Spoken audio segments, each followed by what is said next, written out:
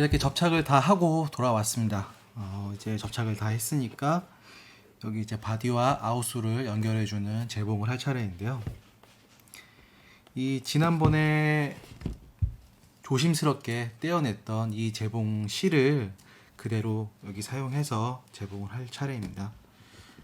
이 재봉을 할 때는 보통 이 소잉 바늘이라고 불리기도 하고 뭐 송곳 바늘이라고 불려요.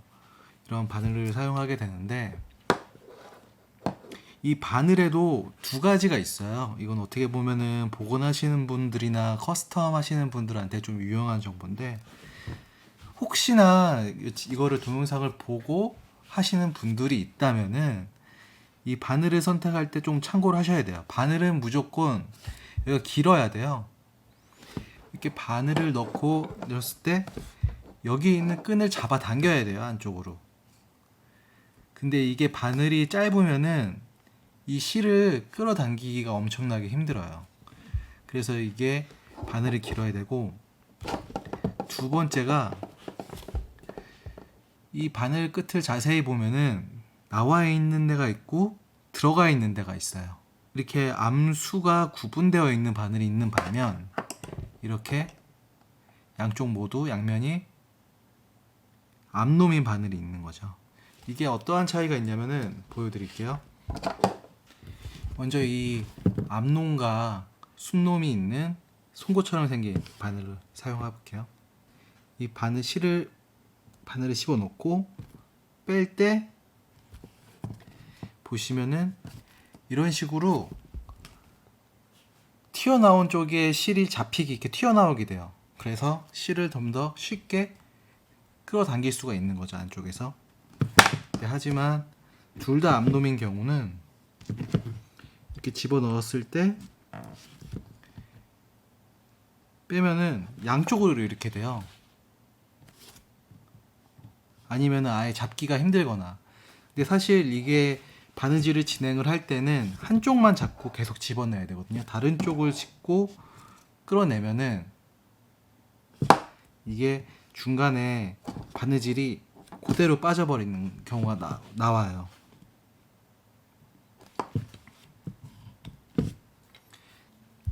그래서 이 바늘을 선택할 때는 반드시 암놈과 순놈이 구별되는 이러한 바늘인지 확인을 하셔야 돼요. 이제 여기다가 바느질을 어떻게 하는지 가시적으로 보여드릴 텐데, 그 이유가 여기에 있습니다. 이렇게 바늘을 끼고 맨 처음 시작은 바늘을 넣고 한쪽을 완전히 빼게 되죠.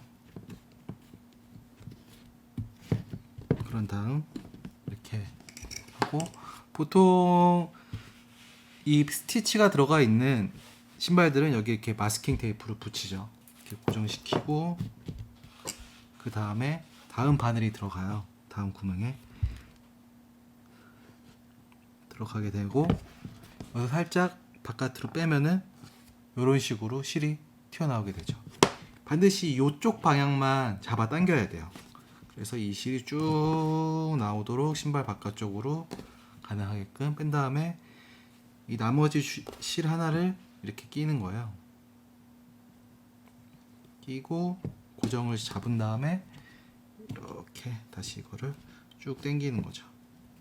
그런 다음 적당한 위치를 맞춰서 딱 위치하게끔 하고, 마찬가지로 이 끝을 이렇게 하게 되는 거죠. 그런 다음에 또 하나하나 들어가게 되는 거죠. 이런 식으로 당기면은 이쪽만 이렇게 튀어나와서 잡기가 쉽게 되어 있고, 이쪽 튀어나온 바늘 끝을 이런 식으로 넣어서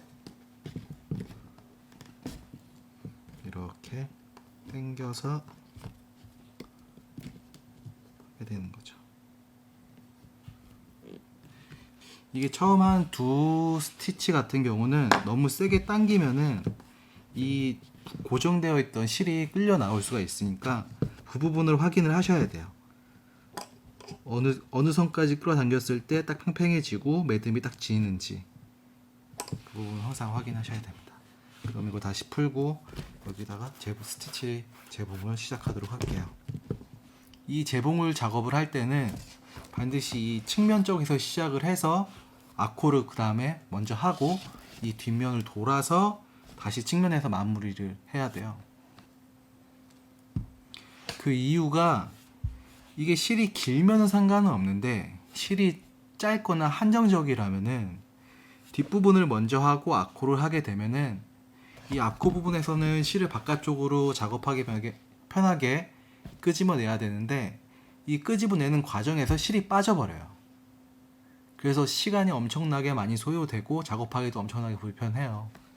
그렇기 때문에 반드시 아코 쪽을 먼저 재봉을 하는 방법으로 진행을 해야 됩니다. 그리고 여기서 또 하나 말씀드리고 싶은 게 이게 접착이 기존과 동일하게 됐다면은 이 바늘이 잘 들어가요. 기존에 원래 뚫려있던 구멍이 있고 기존에 뚫려있던 미드솔 구멍이 있기 때문에 쏙 놓으면은 쏙 들어가요. 그냥 이런 식으로.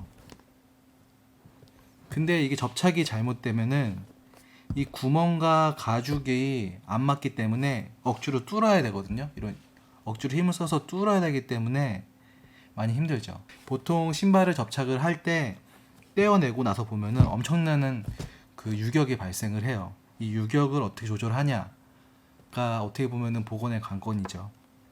근데 이 포스나 조던 1 같이 전체가 스티치로 되어 있는 이러한 제품들은 오히려 더 이게 유격 조절하기가 쉬운 게 측면 구멍을 따라서 정확하게 맞추면 돼요.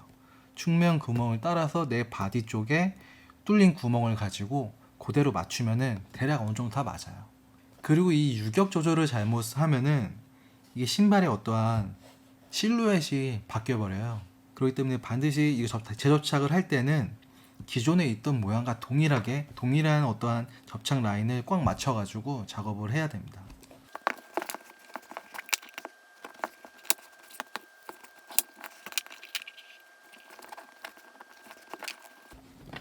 이런 식으로 적당한 어떠한 여유를 남겨둔 다음에 마스킹 테이프로 1차적으로 고정을 하시면 돼요.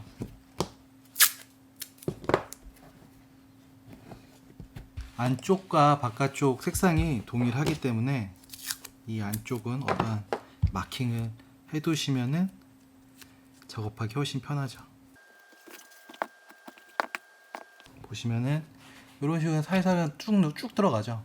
힘 안 줬는데도 미드솔이 거의 늘리는 느낌도 없고.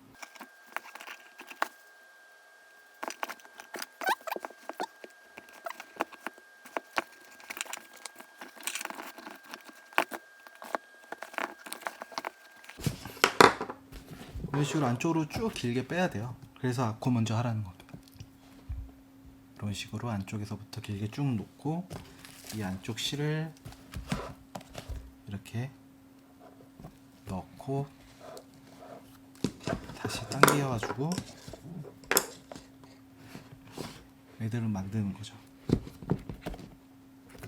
이제 이런 과정을 쭉 하다 보면은 한쪽은 저희가 미리 다 했어요. 이런 식으로 완성하게 되죠.